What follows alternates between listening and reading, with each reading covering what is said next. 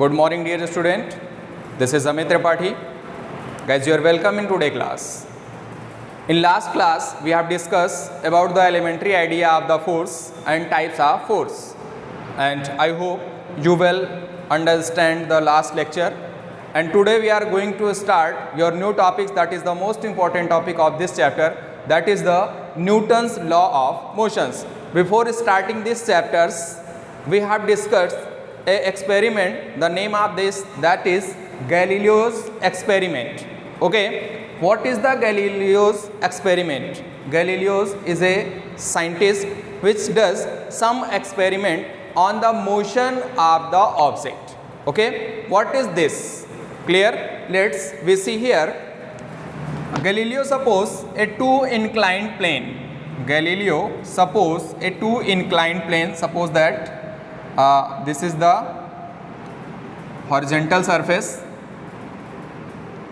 Okay, this is the horizontal surface, that means this is the ground. ये आपका कोई ground है और इस पे इन्होंने एक कोई प्लेन ऐसा इस पे प्लेस्ड कर रखा है और इस प्लेस्ड का inclination from the ground we suppose that is the theta. Clear? And height of this plane, height of this inclined plane from the ground we suppose that is h. इस ground से इस inclined plane की जो height है उसको हमने suppose किया क्या है, h है. क्लियर?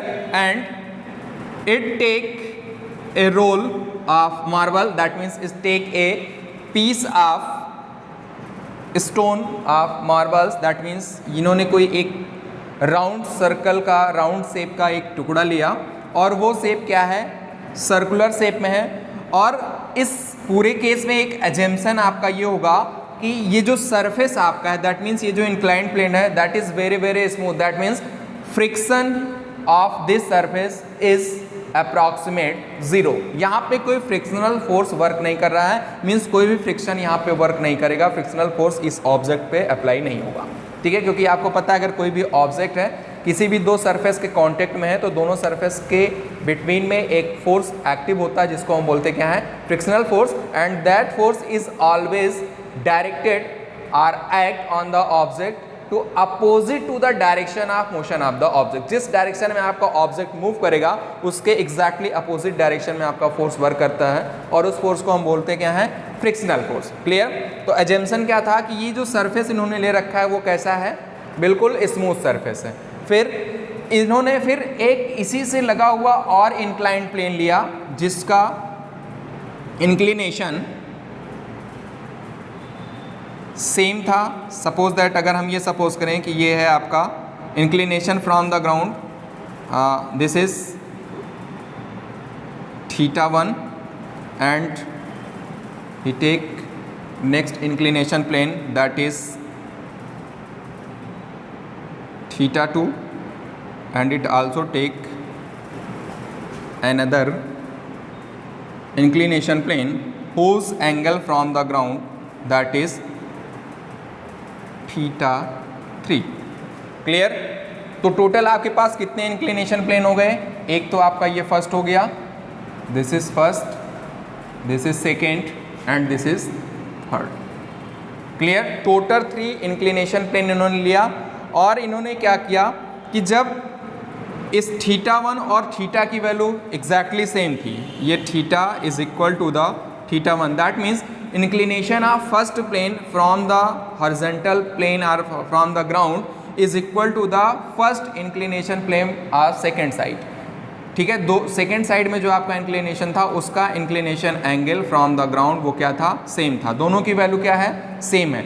उसके बाद क्या किया है इन्होंने, इंक्लिनेशन एंगल को रिड्यूस किया है. फर्स्ट का तो सेम रखा बट इसको रिड्यूस किया है. तो इस केस में क्या हो जाएगा, सेकेंड केस के लिए क्या, ये तो फर्स्ट केस हो गया, सेकेंड के लिए θ इज ग्रेटर देन θ2, थर्ड के लिए this is again θ is again greater than θ3. और यहाँ पे एक एजम्पशन ये भी है कि ये θ2 और θ3 का कंपेरिजन करेंगे तो यहाँ पे आपको मिलेगा θ2 is greater than θ3. Clear? Clear है? तो ये इन तीनों पॉइंट में होगा क्या, अगर आप कोई भी बॉल को यहाँ से रोल डाउन करेंगे, यहाँ से बॉल आपकी आ रही है तो उस केस में होगा क्या, बॉल यहाँ से जैसे ही रोल डाउन स्टार्ट होगी दैट मीन्स ये इस प्लेन पे वर्क मूव करना स्टार्ट करेगी और मूव करना स्टार्ट करेगी तो यहाँ पे आएगी, इसकी वेलोसिटी यहाँ पे क्या होगी, ज़ीरो होगी। बट जैसे ही आप यहाँ से इसको रिमूव करेंगे तो इसकी वेलोसिटी कंटिन्यूअसली क्या करेगी, इंक्रीज करेगी। और इस इंक्लिनेशन प्लेन पे इसको ये पाथ मिलेगा यहाँ से आने के बाद, तो ये इस पाथ पे मूव करना स्टार्ट करेगी और ये मैक्सिमम हाइट अटेन करेगी। वो मैक्सिमम हाइट क्या होगी, जिस हाइट से इसको हमने छोड़ रखा है, ठीक है, इस हाइट से, जिस हाइट से हमने इसको छोड़ रखा है। तो अगर हम ये सपोज करें इसकी हाइट का हम मेज़रमेंट करेंगे तो ये होगा कुछ इस तरीके से, ये, ठीक है।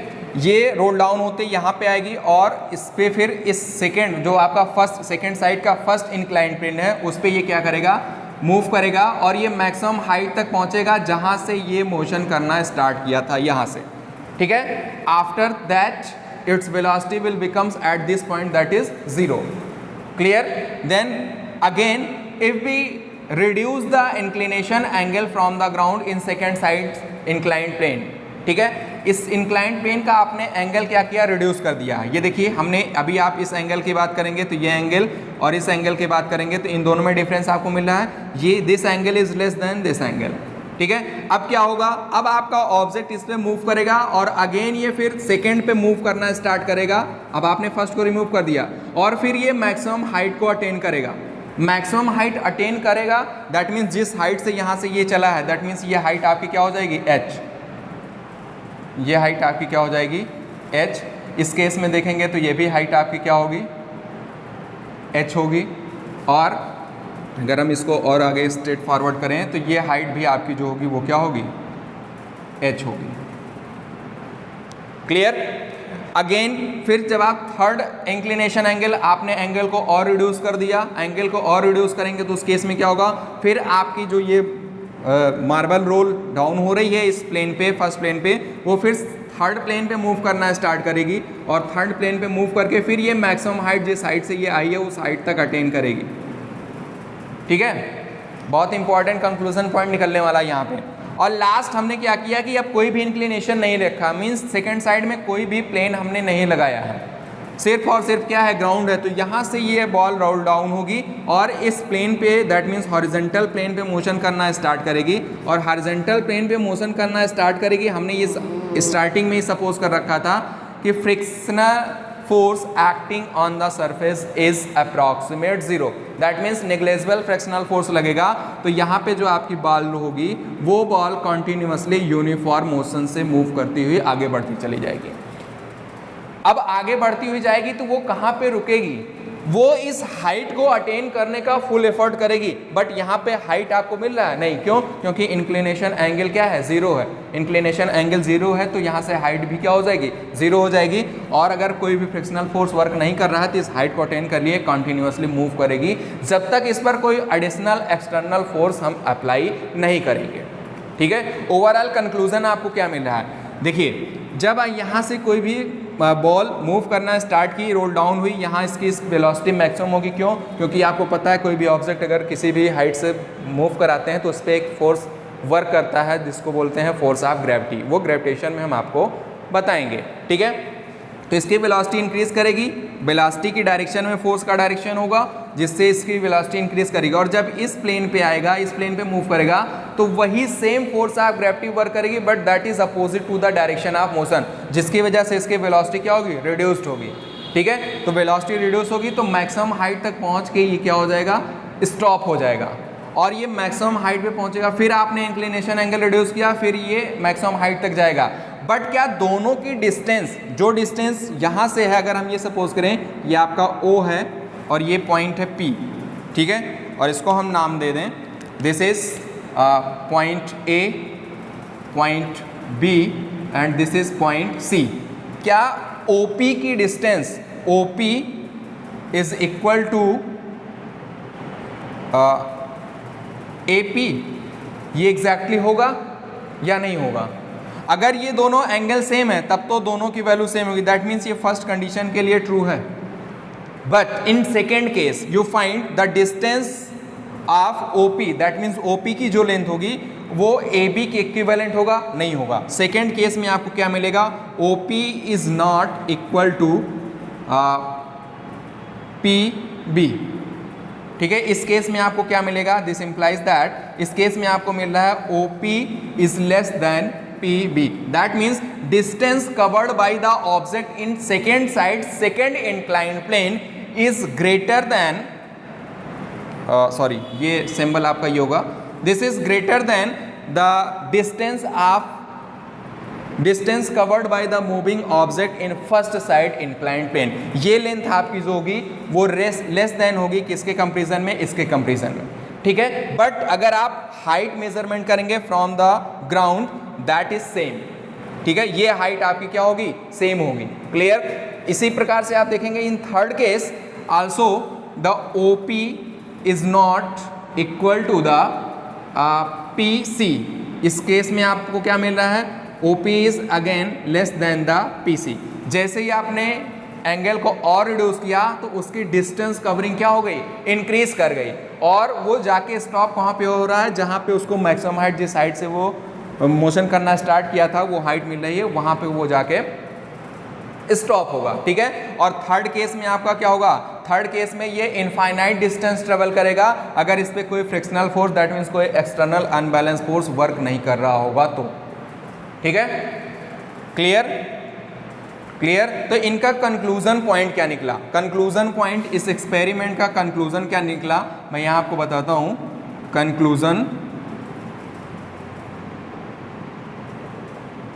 कंक्लूजन इन सारे केसेस में क्या था?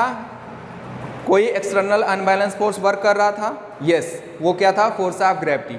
ठीक है, बट इस केस में क्या है? यूनिफॉर्म मोशन कर रहा है।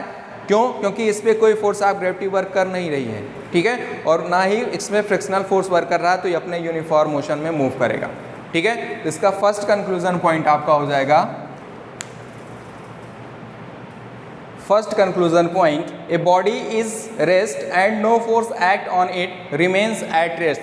दैट मीन्स अगर कोई भी ऑब्जेक्ट आपका रेस्ट पोजीशन पे है, उस पर कोई एक्सटर्नल फोर्स आप अप्लाई नहीं कर रहे हैं, कोई फोर्स वर्क नहीं कर रहा है, तो वो रिमेन्स अपनी पोजीशन में रहेगा। दैट मीन्स वो रेस्ट पोजीशन में रहेगा। क्लियर?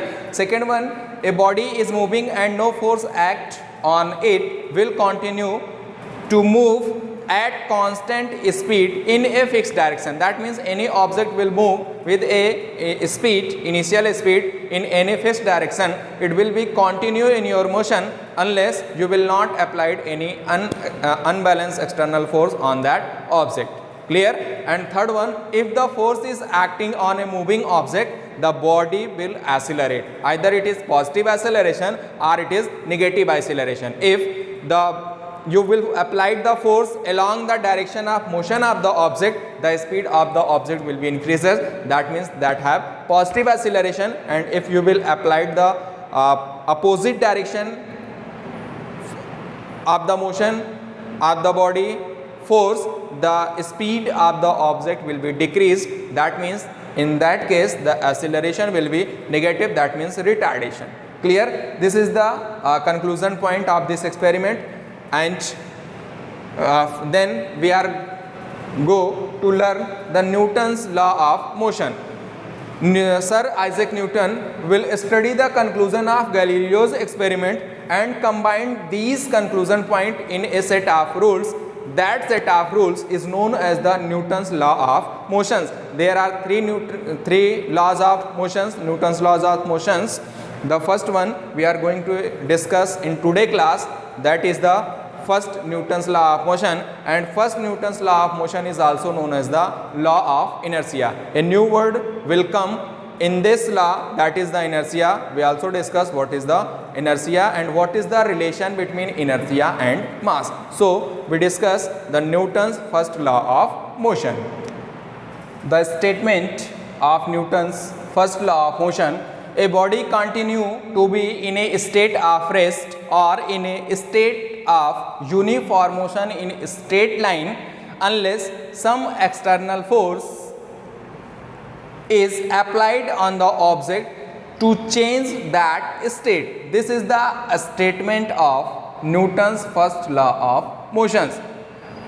ये आपको लर्न होना चाहिए, ये इम्पॉर्टेंट है। क्योंकि ये आपसे एग्ज़ाम में रिटन क्वेश्चन में पूछे जाते हैं, ठीक है। तो स्टेटमेंट आपको क्लियर होना चाहिए। Then we explain what will say in this statement. इस स्टेटमेंट में क्या बोला गया है वो हम डिस्कस करते हैं, ठीक है। अभी ऐसा ही कुछ आपने गैलीलियोस एक्सपेरिमेंट का कंक्लूजन भी देखा था। कोई भी ऑब्जेक्ट अगर रेस्ट में है तो वो रेस्ट में रहेगा जब तक उस पर कोई आप एक्सटर्नल फोर्स अप्लाई नहीं करते हैं। कोई ऑब्जेक्ट अगर कॉन्टिन्यूसली मूव करना है, यूनिफॉर्मली मूव कर रहा है in a fix direction, they will be continue in your motion unless you will not applied any external force. Clear? Then what is the meaning of this? Suppose that अगर कोई भी object आपका है, ठीक है, अगर हम ये सपोज करें दिस इज द ऑब्जेक्ट, अगर हम ये सपोज करें कि ये ऑब्जेक्ट आपका है, तो ये ऑब्जेक्ट आपका यहाँ पे है, ठीक है। अभी इसकी पोजीशन क्या है? रेस्ट पोजीशन है। इस ऑब्जेक्ट को अगर यहाँ इस पॉइंट से इस पॉइंट तक लेके जाना है तो हमको कुछ तो एक्सटर्नल एफर्ट करना होगा। वो एक्सटर्नल एफर्ट होगा क्या? In the form of push or pull, ठीक है। या तो आप इसको पुल करेंगे या तो पुश करेंगे। सपोज दैट, तो वो पुशिंग एफर्ट क्या होगा? आपने इसको पुश किया, दैट मीन्स आपने इस पर फोर्स अप्लाई किया। क्लियर? जिस डायरेक्शन में आपने फोर्स अप्लाई किया the object will move along that direction, that means along the direction of the force, applied force, ठीक है। क्लियर हो गया? Again, if any object will in motion in a straight line with uniform speed, they will continue in your motion unless you will not applied any external force on that object. Suppose that जैसे आप move करते हैं तो car में move कर रहे हैं या बाइक से जा रहे हैं, तो आप एक स्ट्रेट रोड पे मूव कर रहे हैं, तो उसमें होगा क्या कि अगर सडनली आपको कार को स्टॉप करना है तो आप क्या करते हैं? With the help of your foot you applied the force on the pedal of the brake of the bike of the car and your car will become in rest position after some interval of time after the application of the brake on the pedal. Clear? That means the velocity of the object will reduced. Clear? तो उस case में क्या हो रहा है कि वो continue move कर रही है, लेकिन जब आपने पेडल पे ब्रेक अप्लाई किया, मतलब ब्रेक का जो पेडल था उस पर आपने फोर्स अप्लाई किया, तो वो धीरे धीरे क्या कर जाएगी? आगे जाके रुक जाएगी। क्लियर है? दैट मीन्स अगर आप कोई एक्सटर्नल एफर्ट किसी भी ऑब्जेक्ट पे नहीं कर रहे हैं तो वो ऑब्जेक्ट अपनी state of position, state of motion को चेंज नहीं कर सकता है। Clear? This is explain in the Newton's first law of motion. There are 3 points is will here with example we discuss. A body continue to be in state of rest. The first one is state of rest. State of rest. Second is state of motion. अब अगर कोई भी object state of rest में है तो इसको आप किस में लेके आएंगे? मोशन में लेके आना चाहेंगे। और कोई भी ऑब्जेक्ट अगर मूव कर रहा है तो इसको आप किस पोजीशन में लेके आएंगे? रेस्ट पोजीशन में आएंगे। क्या करना होगा इसके लिए? जैसे सपोज दैट आपके पास आपकी चेयर है, आपके घर में चेयर है, टेबल है, ठीक है, या आपकी बुक है, तो आपने जहाँ जिस भी पोजीशन में उसको रखा है वो उसकी पोजीशन क्या होगी? स्टेट ऑफ रेस्ट होगी। क्लियर? अब आप ये चाहते हैं कि हम उस चेयर को इस रूम से सेकेंड रूम में शिफ्ट करें, दैट मीन्स उसमें मूवमेंट होना चाहिए। तो आप क्या करेंगे? उसको पुल करेंगे और अपने साथ उसको मूव करेंगे लेके, और ले जाके सेकेंड रूम में उसको पुट कर देंगे, ठीक है। तो वो उसकी पोजीशन क्या हो गई? चेंज हो गई। दैट मीन्स रेस्ट से वो किस में आया? मोशन में आया। Clear? Again state of motion. State of motion अभी हमने एग्जांपल आपको दिया कि अगर कोई भी बाइक आपकी मूव कर रही है, कार मूव कर रहा है, तो उस कार या के मोशन को आप रेस्ट पोजीशन में ले आने के लिए आप क्या करते हैं? उसको आप ब्रेक पैडल जो होता है उस पर आप फोर्स अप्लाई करते हैं, और after some interval of time आपकी बाइक या कार की होती है वो क्या होती है? रुक जाती है। क्लियर? तो ये इसका बेसिक यूज़ था। दैट मीन्स कैसे आप इसको यूज़ करते हैं, फर्स्ट लॉ का क्या यूज़ है आपकी डेली लाइफ में। सेकेंड हम डिफाइन करते हैं व्हाट इज़ द इनर्शिया, ठीक है। इनर्शिया क्या है वो आप बहुत ही इंटरेस्टिंग एग्जांपल हम आपको देने वाले हैं, और आपको आई थिंक वो काफ़ी इंटरेस्टिंग भी लगेगा और फनी भी है। Okay, the new topic that is the inertia. Guys, according to Newton's first law, any object will continue in your state unless any external force is not applied on the object. Clear?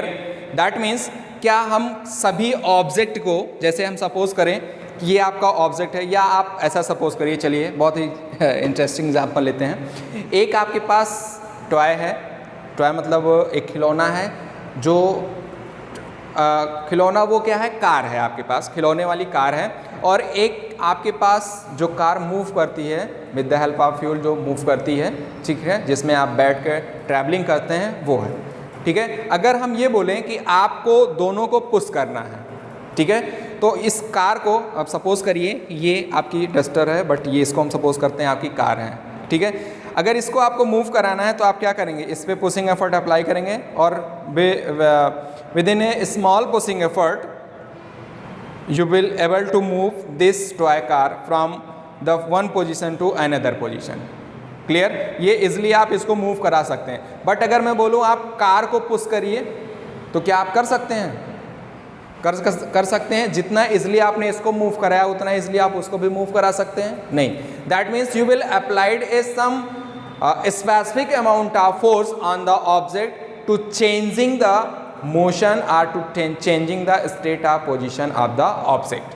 Clear, एक specific amount में आपको effort apply करना होगा अगर आप किसी भी object की पोजीशन को चेंज करना चाहते हैं तो, ठीक है। या सपोज दैट आपकी कोई कार आ रही है, उसको आप रोकना चाहते हैं, 30 किलोमीटर पर आवर्स की स्पीड में है, तो आप क्या करेंगे, उसके सामने आपको लगा कि नहीं हम रोक लेंगे, उसके सामने आप जाएंगे तो आपको क्या मिलेगा, आप पहुँच जाएंगे हॉस्पिटल में, और आपके जो फ्रेंड्स हैं वो भी आपको आएंगे देखने के और आपको बोलेंगे कि यू आर पुलिस, ठीक है।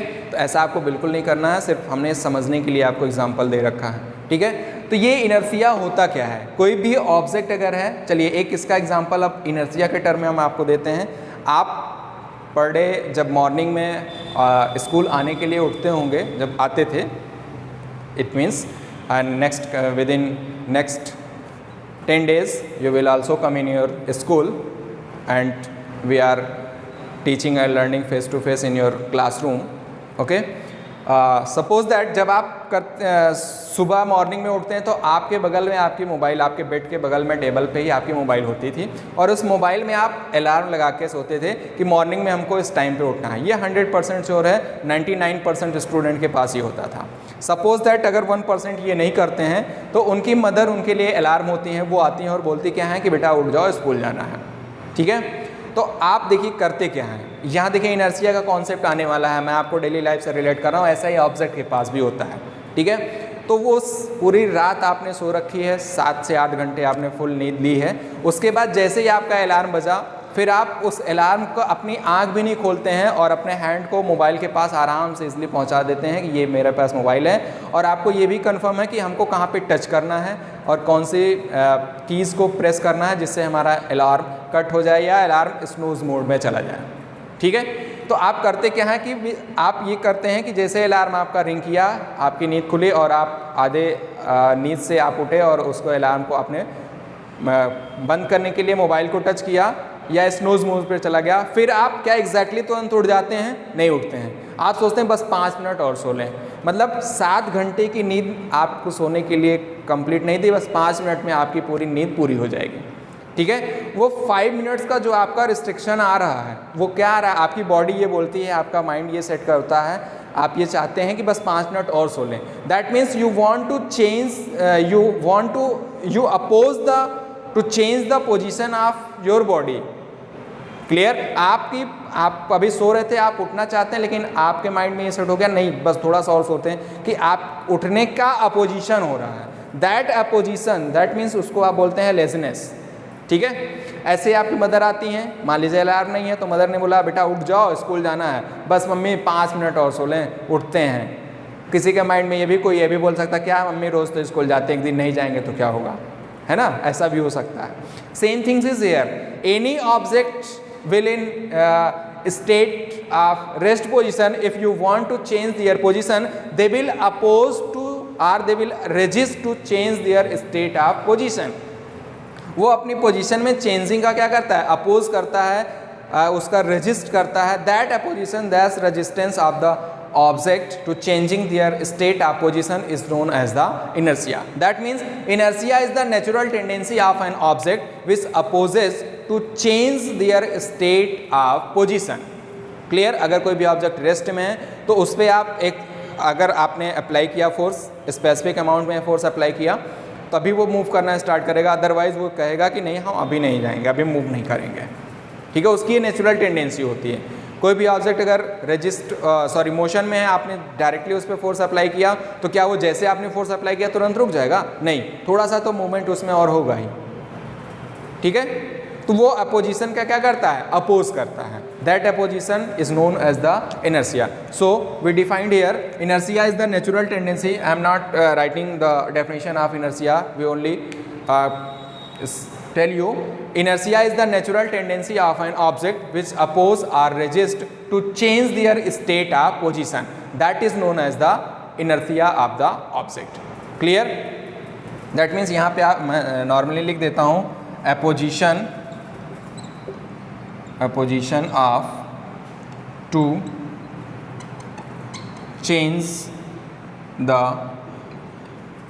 state of position of an object is known as the inertia. Clear? अब इसका एग्जाम्पल क्या है? इनर्शिया का मास से क्या रिलेशन हो रहा है? ठीक है, और कितने टाइप्स का इनर्शिया होता है? There are 3 types of inertia, 3 types of inertia. First one, inertia of rest. Second, inertia of motion. And third is inertia of direction. ठीक है, ये 3 पॉइंट्स हैं, इसको हम एक्सप्लेन करते हैं। इनर्शिया ऑफ रेस्ट की मीनिंग क्या है?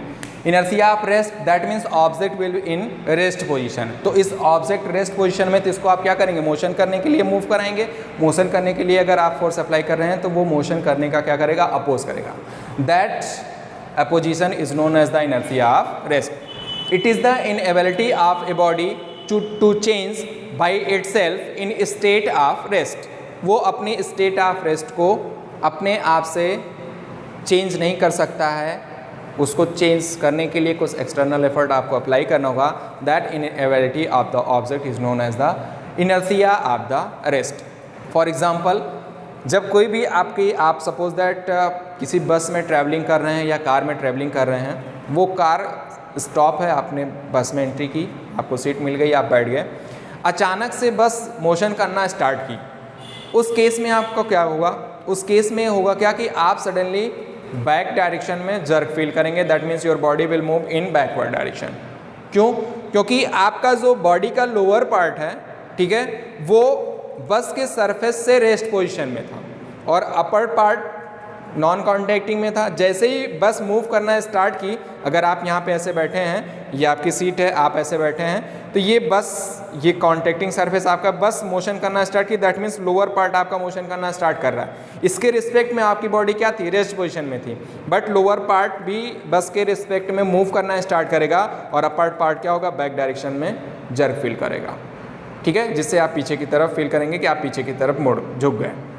ठीक है, सेकेंड एग्जाम्पल, कोई भी आपकी ट्रीज़ है, ठीक है, फ्रूट की ट्रीज़ है, उस ब्रांच ऑफ ट्रीज़ को आप जब सैकिंग करते हैं तो वहाँ से फ्रूट्स या उसकी लीव्स जो होती हैं वो फॉल डाउन हो जाती हैं। ठीक है, उसमें भी क्या होता है कि आपने ब्रांच को सैकिंग किया, जिससे ब्रांच की तो मूवमेंट में आ गया, बट उस पर जो लीव्स लगी हुई हैं उसका जो कॉन्टैक्टिंग पॉइंट होगा वो रेस्ट पोजीशन में रहने का एफर्ट करेगा, और ये रेस्ट में रहने का एफर्ट करेगा। ब्रांच आपका मोशन में है, जिसकी वजह से दोनों में क्या होगा? अपोजिशन होगा और वो टूट जाएगा और नीचे गिर जाएगा। ठीक है, तो ये कुछ बेसिक एग्जाम्पल आपके थे। And what is the inertia of motion? Same things is here. It is the inability of the object to change by itself in state of motion. अपनी स्टेट ऑफ मोशन को वो change करने का, self change नहीं कर सकता है, इसकी वो इनएबिलिटी होती है। अगर स्टेट ऑफ मोशन को आप चेंज करना चाहते हैं तो आपको एक्सटर्नल फोर्स अप्लाई करना होगा, ठीक है। फॉर एग्जांपल सपोज दैट जब आप मूव कर रहे हैं किसी बस में मोशन आप कर रहे हैं, सडनली बस में क्या हुआ कि फोर्स अप्लाई हुआ, दैट मीन्स ब्रेक अप्लाई हुआ, ठीक है। तो ब्रेक अप्लाई होगा तो आपका बॉडी का लोअर पार्ट जो होगा वो बस के कांटेक्ट में होगा, तो वो क्या करेगा, अभी तो आप ऐसे मूव कर रहे थे बट जैसे बस पे फोर्स अप्लाई हुआ, ब्रेक अप्लाई हुआ तो बस रेस्ट पोजीशन में आएगी, वो स्टॉप होगी बट आपके बॉडी का अपर पार्ट जो होगा उसके रिस्पेक्ट में मोशन करना ही चाहेगा, ठीक है। और मोशन करना चाहेगा तो उस कंडीशन में आपका क्या होता है कि आप आगे की तरफ मूव कर जाते हैं, ठीक है, मीन्स फॉरवर्ड डायरेक्शन में आप जर्क फील करते हैं। क्लियर। ये एग्जांपल आपका था इस इनर्शिया ऑफ मोशन का। And what is the inertia of direction? Inertia of direction, suppose that कोई भी कार आपकी मूव कर रही है, आपको टर्न करना है, जिस भी डायरेक्शन में टर्न करना है, तो आपने स्टीयरिंग पे फोर्स अप्लाई किया, स्टीयरिंग ऑफ द कार पे फोर्स अप्लाई किया, तो आपने अगर सपोज दैट राइट टर्न किया और सडनली आपने टर्न किया तो आपकी बॉडी उसके रिस्पेक्ट में तो स्ट्रेट मोशन में थी, मीन्स कार के रिस्पेक्ट में, कार के साथ साथ मोशन में थी, बट जैसे आपने टर्न अप्लाई किया तो आपकी डायरेक्शन क्या हो गई, चेंज हो गई। Motion of the direction of the car will change when you applied the force on the steering of the car, but your body will feel jerk in opposite direction of the motion of turning of the car। जिस direction में आपने car को move किया उसके opposite direction में आपकी body क्या करेगी, जर्क फील करेगी। दैट मीन्स अगर आपने लेफ्ट टर्न किया तो आपकी बॉडी राइट हैंड साइड में टर्न हो जाएगी, ठीक है। वो भी क्या एग्जांपल है, क्योंकि वो अपने मोशन की डायरेक्शन को कंटिन्यू रखने का फुल एफर्ट करती है, ठीक है। तो ये आपका एग्जाम्पल था। And one thing is here, what is the relation between inertia and mass? Inertia and mass, that means mass is